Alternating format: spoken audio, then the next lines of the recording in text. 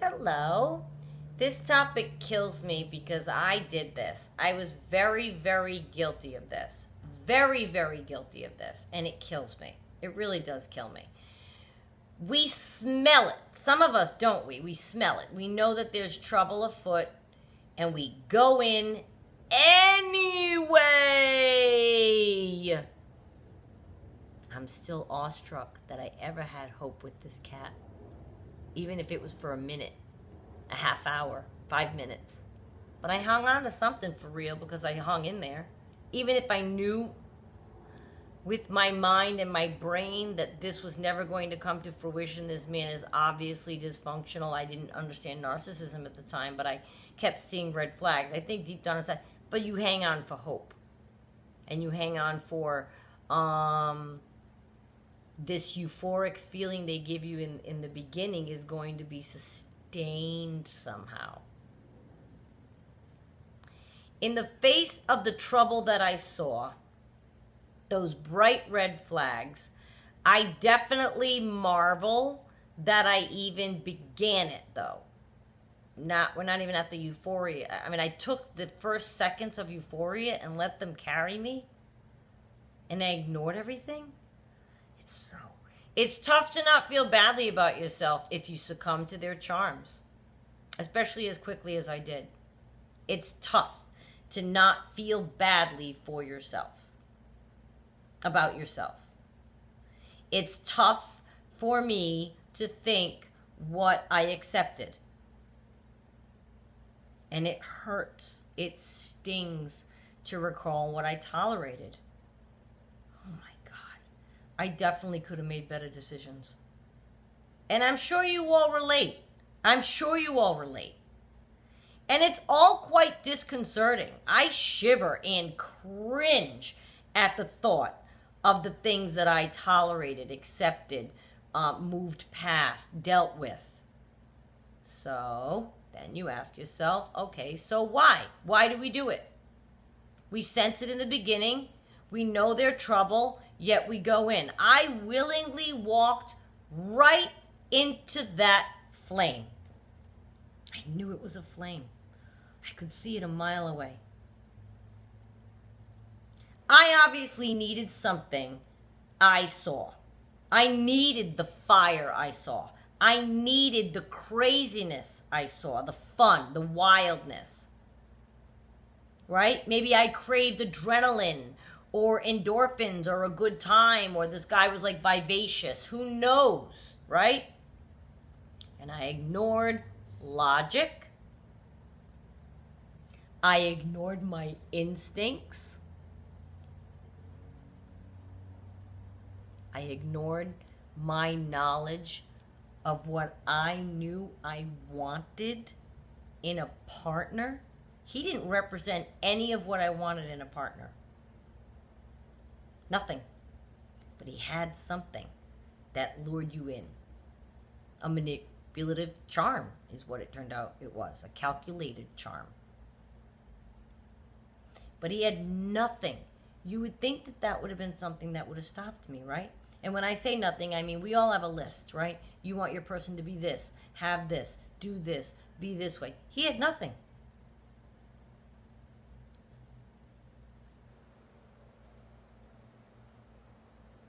I'm not counting he could be funny and he was like, decent looking. I'm not counting superficial things like that. The core of my value system, my moral code, my belief system, what I want to see in another human, this man possessed not one thing, yet I went in. Now that is indicative of trouble. Even if they're not causing trouble, if they don't possess, just in light conversation, you learn where they are in life or the kind of person they are, has nothing to do with anybody that you've ever thought or made a list of. Why do we begin? They had something maybe. They lured you in right at the right time. And this is where we have to lighten up on ourselves. He had a thing. He Eddie Haskell'd my parents. Young people. Eddie Haskell was the charming kid that used to charm everybody's parents. He did that to my parents. He doted on me. He feigned worship It was intoxicating. And I forgive myself. That makes sense. Of course that's intoxicating. Of course it is. I fell victim to the wiles and deviant nature of this person. How could I have known? Well, we talked about intuition. And that's why I made that video a little bit back. I guess I could have listened more to my own intuition.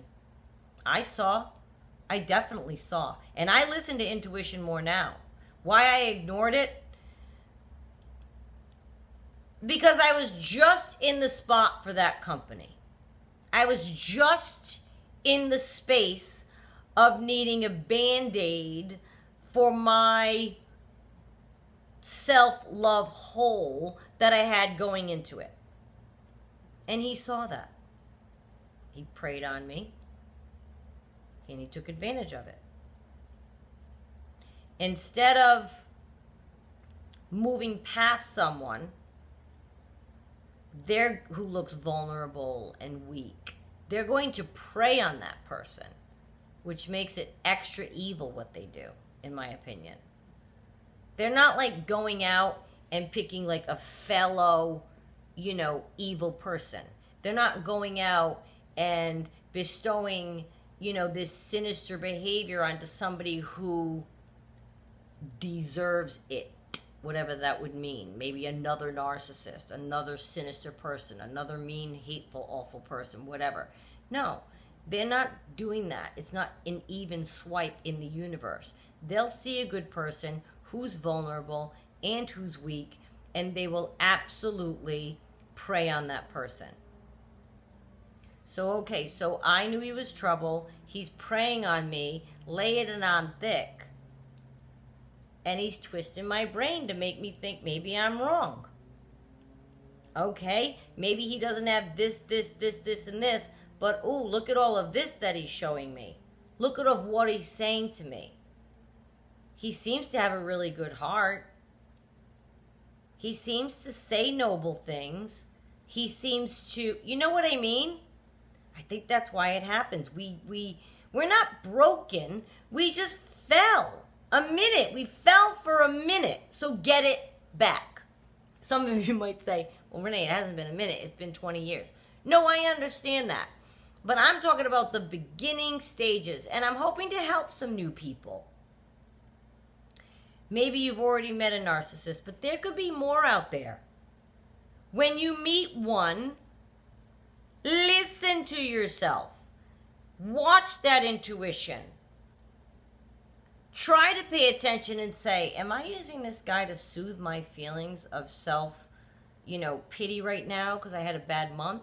Am I not using, but am I allowing this man to be in my company because I need attention right now? I need affectation right now. And you know what I mean? He's in front, so you take it from them. And maybe your hole and your need for that is so great right now, pre him, that you're going to take whatever. Here he is. He's in front of you. Why not? How bad can he be? How bad can he be? Right? How bad can he be? I'm sure I asked myself that. I'm sure he's nothing I can't handle. Like even knowing he was trouble going in, I thought I can handle him. I'll just see him for a little while, whatever. I can handle this. I had zero idea the depths of dysfunction that would have been layered in throughout the cycle that I was about to encounter. I had zero idea. Now I do know. So now if somebody feels wrong, whatever, I won't even test it. I'm not in the mood. I don't want to even be, nope, I don't, nope. And once we recognize the chemicals that are altering your state of being and take hold of the control of that part of it, which is why I made that video, we can see more clearly that we weren't ourselves fully when we entered this. They already had a lock.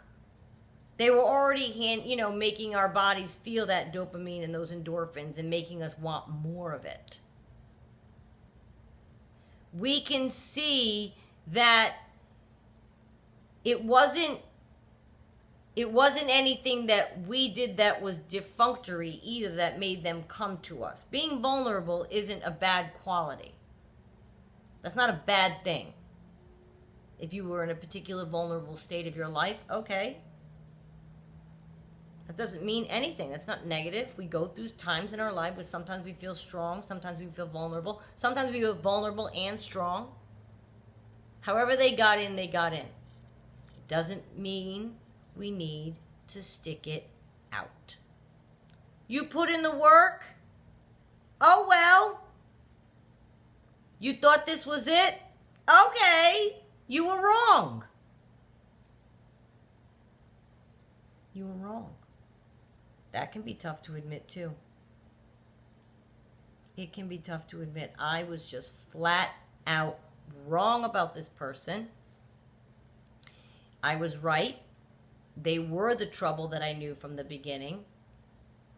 I'm on to him now. I won't remain. And I won't do this again. That's the part that's more important. Is going forward, the next time you encounter someone that you feel has some signs of a little bit of trouble, maybe you won't even begin with them. Have a drink, have a laugh. No, I'm going to go home. Thanks, nice to meet you. And get out of there. And that is when the experts say, run in the other direction. That I do concur. Before you're even entranced, get out. Get out.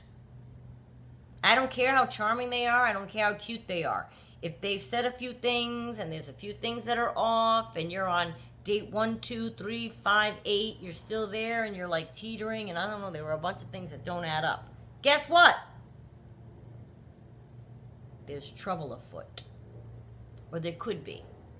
And you need to get to the bottom of it to save yourself from going through this cycle that has led us all here. Why we even begin when we know there's trouble? It's a question that haunts many of us. And we're hard on ourselves, but I don't want us to be. Like I said, okay, so we fell into it. All right, well, get it back. Take the power back. Take the reins of your life back, whether you leave them or not, if you're in it. Take the power back. Okay, so now you're involved with this person that is the trouble that you thought that they were. You should have left in the beginning. You can kick yourself all day long. That does nobody any good. So you either have a few options, right? You can learn to live with it, deal with it. You can leave them. You can definitely make sure you never do it again. You can. I vow, and like I say, who knows the future, but I vow to promise myself anyway that I will be on the lookout for that and I will respond accordingly. I hope I never get sucked in by one of these creatures again. And what I'm trying to do is help you not get sucked in by one. You might, right now, somebody might be trying to woo you and you think, oh my God, they're so charming. They call me 50 times a day. That's trouble afoot. That's not normal. That's a disordered behavior. It's obsessive. It's compulsive. It's possessive. That's all indicators of there being trouble around. He's trying to break your boundaries. That's trouble around. He's trying to push his way into your life more than you're ready for him to do. That's trouble around. He double talks, word salad, doesn't answer you, doesn't finish a conversation about himself, jumps from one topic to another, can't finish a sentence. Because his truth is so clouded and messed up, he doesn't want you to know it. So he delivers a story in an odd way. That's trouble afoot. We want to pay attention to those things. And don't even begin the cycle with a person like that because you can tell that it's going to go down some kind of ugly rabbit hole. I promise.